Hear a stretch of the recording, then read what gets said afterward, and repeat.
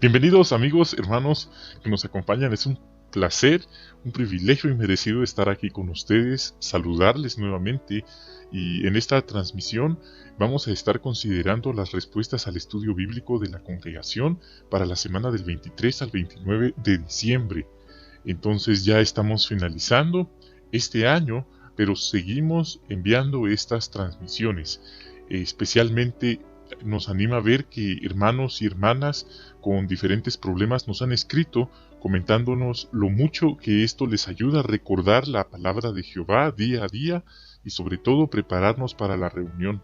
Queridos hermanos, los felicitamos. Es lo mejor que podemos estar haciendo, seguir cultivando el temor a Dios, el seguir sus mandamientos que están expresos en la Biblia, y esperamos que esta contribución, este pequeño granito de arena, contribuya a seguir edificando su fe en Jehová, en Jesús, en el reino. Y bueno, vamos a dar inicio entonces a esta transmisión. Entonces es el capítulo 96 que se titula Jesús responde a un gobernante rico.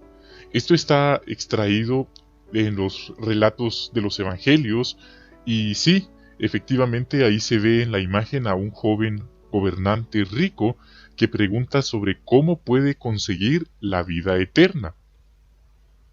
En otra transmisión ya hemos considerado la lectura de este capítulo, entonces a continuación comenzaremos respondiendo las preguntas impresas. Pregunta 1. ¿Quién se acerca a Jesús? Respuesta. Un joven rico, un joven gobernante rico, se acerca corriendo a Jesús y cae de rodillas delante de él, como lo vimos en la ilustración. Y bueno, cuando se dice que es gobernante de los judíos, quizás el presidente de una sinagoga o uno de los miembros del Sanedrín, es decir, era una persona prominente, de buena familia y muy devota a Dios, muy religiosa. Entonces sí, estaba en una muy buena posición esta persona, desde el punto de vista humano. Ahora, ¿por qué no quiere Jesús que lo llamen buen maestro? Respuesta. Esto podría sonar contradictorio, pues es verdad que Jesús es santo, es el Hijo unigénito de Dios, es el Cordero de Dios que no tiene pecado. Como dije, podría sonar contradictorio que no le guste que lo llamen bueno, porque si alguien fue bueno en la tierra, fue Él. Pero note el punto, en vez de aceptar esto como un halago, como una muestra de exaltación, como es común en los seres humanos, en los líderes religiosos de aquel entonces y también los líderes de hoy, les gusta recibir esa clase de halagos, de títulos. Jesús deja claro que solo Dios es bueno y solo Dios merece el título de bueno. Ve ahí qué humildad y cómo Jesús le da esta devoción exclusiva a su Padre, a Jehová. Es un buen ejemplo para nosotros también. Ahora, ¿qué recompensas les promete Jesús a sus seguidores? Bueno, Jesús menciona recompensas a largo plazo y a corto plazo. Por ejemplo, a largo plazo en Mateo 19, 27 y 28 dice, cuando llegue el tiempo de hacerlo todo nuevo y el Hijo del Hombre se siente en su trono glorioso, ustedes, los que me han seguido, se sentarán en 12 tronos y juzgarán a las 12 tribus de Israel. Eso es a largo plazo. Les está expresando la idea y la promesa de gobernar con Él en el cielo. Ahora, a corto plazo, Jesús dice en Lucas 18, 29 y 30, no hay nadie que haya dejado hogar, esposa, hermanos, padres o hijos por el reino de Dios que no reciba mucho más en este tiempo y en el sistema que viene vida eterna. Entonces ahí está hablando de las recompensas en tiempo presente. ¿En qué sentido los primeros serán últimos y los últimos serán primeros? Es interesante la explicación que nos da el esclavo fiel y prudente. Dice, el joven gobernante rico está entre los primeros porque es uno de los líderes de los judíos, como obedece los mandamientos de Dios, podría hacer muchas cosas buenas como discípulo de Jesús, y se podría esperar mucho de él. Lamentablemente para él, le da más importancia a las riquezas y a las posesiones materiales que él tiene.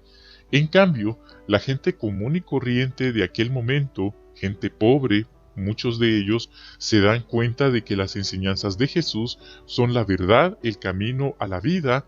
Ellos han sido últimos, por así decirlo, pero ahora serán primeros, pues pueden tener la esperanza de sentarse en tronos en el cielo con Jesús y reinar sobre la tierra convertida en un paraíso.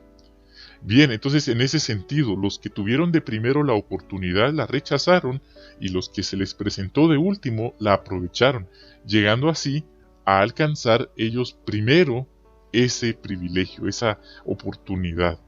Y los primeros que la recibieron, pues quizás con el tiempo se arrepintieron, pero en ese sentido llegaron a ser últimos.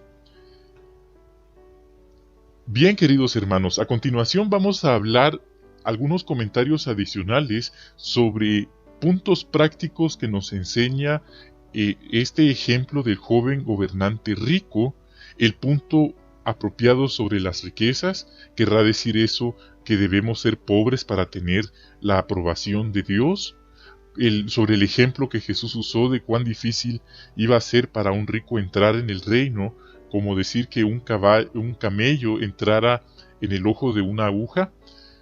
¿Qué quiso decir en realidad Jesús y cómo alguien podría estar en ese peligro y qué se esperaría que hiciera? Vamos a profundizar sobre ese tema. Por eso a continuación vamos a tener algunos comentarios específicos sobre las riquezas y el punto de vista bíblico a este respecto. Por ejemplo, vemos que alguien puede ser muy activo en la religión, como este joven gobernante rico, pero aún así no ser un verdadero seguidor de Jesús, pues muchos no han dejado lo material, no han aprendido a dar a los demás, a los pobres, quizás les domina el egoísmo, como le ocurrió al joven gobernante rico. Y es impresionante, muchas veces el que más tiene es el que menos da, y el que menos tiene es el que más da. Pero así es esta vida de contradictoria. Ahora bien, todos tenemos que tomar decisiones en la vida. Puede que algunas no sean muy importantes, pero otras sí lo son. Por eso, al considerar estos puntos es bueno que nos autoexaminemos y pensemos, ¿aceptaremos el consejo? Si así lo hacemos, recibiremos abundantes recompensas. Vamos entonces a considerar algunos puntos, como por ejemplo, hay personas exorbitantemente ricas materialmente, ¿sí? Un ejemplo bíblico a este respecto fue el rey Salomón. Él fue bendecido de este modo. Sin embargo, aprendió por experiencia propia que el centrar la vida en las riquezas materiales era vanidad y un esforzarse tras el viento. Era como intentar agarrar el viento, algo que no tiene sentido, algo imposible. De modo que cuando Salomón escribió la bendición de Jehová, eso es lo que enriquece, no estaba recalcando las riquezas materiales, estaba declarando la veracidad del hecho de que si uno tiene la bendición de Dios, la vida es incomparablemente más rica que la de los que no le sirven. Así que si uno es cristiano puede disfrutar de la aprobación de Jehová ahora y recibir las bendiciones de Él, como la sabiduría piadosa, llegar a formar parte de una congregación de cristianos que es como una familia básicamente feliz que confía y se interesa en uno. Las leyes de Dios nos protegen de muchas enfermedades y peligros. También tenemos motivos para esperar la protección divina a través de la gran tribulación que le sobrevendrá a este sistema inicuo, y luego alcanzar la vida eterna en el paraíso terrestre que le seguirá.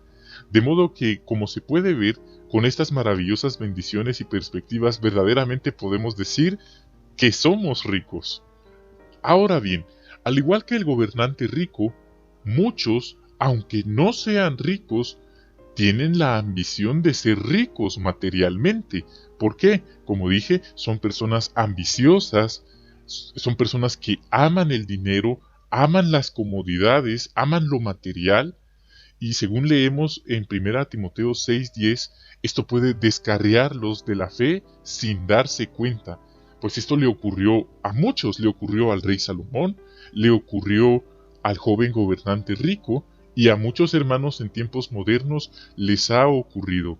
Por la ambición de ser ricos han terminado cometiendo actos que en su sano juicio un cristiano íntegro jamás haría.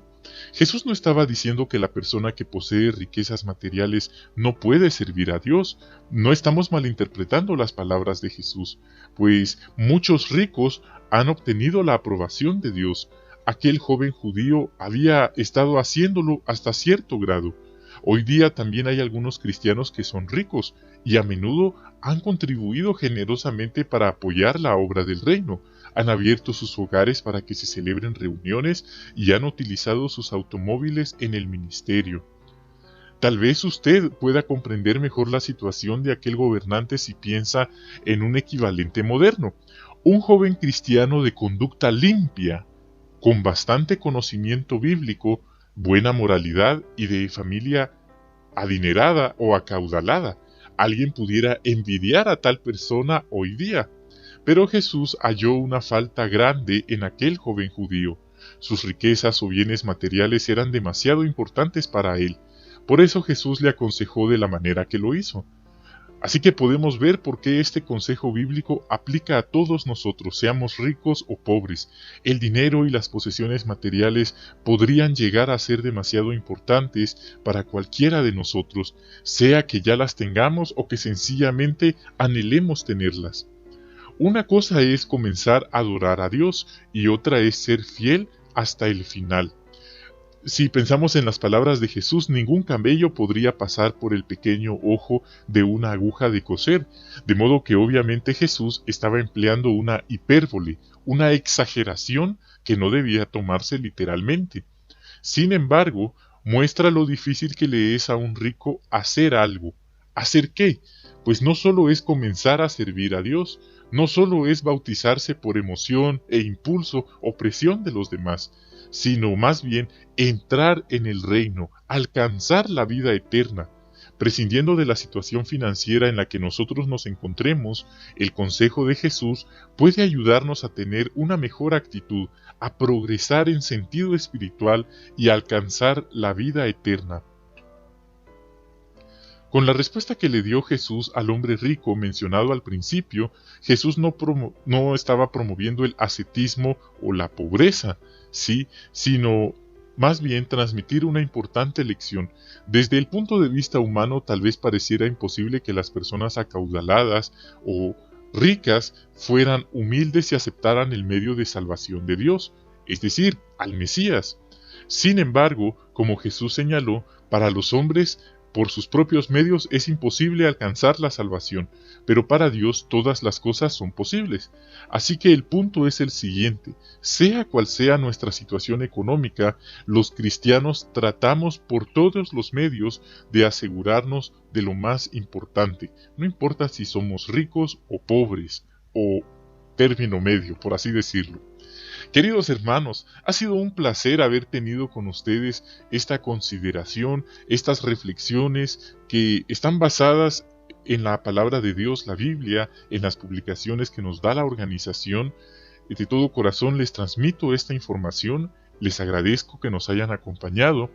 Quiero que sepan que en mis oraciones pido por la congregación mundial, porque estamos viviendo un momento muy difícil, un momento en el que para muchos está siendo difícil mantenerse despiertos espiritualmente.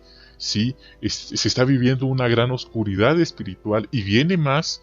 Por eso, mientras esté en mi Jehová me preste la vida, voy a estar aquí con ustedes haciendo estas transmisiones para animarnos, para seguirnos fortaleciendo, a seguir fieles en la fe. Y pido en oración que Jehová, a través de su Espíritu Santo, a través de Jesucristo, el cabeza de la congregación, ayude a la congregación mundial. Sí, son almas, son vidas de hermanos, de hermanas fieles alrededor del mundo y de personas que aún tienen que escuchar el mensaje, aún tienen la oportunidad de, por así decirlo, arrepentirse de lo mal que han hecho y de entrar en la congregación, de conocer a Jehová y el medio de salvación. Esas son mis oraciones y quiero expresárselo para que ustedes sepan con qué propósito es que estoy aquí con ustedes también. Les agradezco mucho, reciban un cordial saludo, bendiciones a ustedes y a sus familias. Hasta la próxima.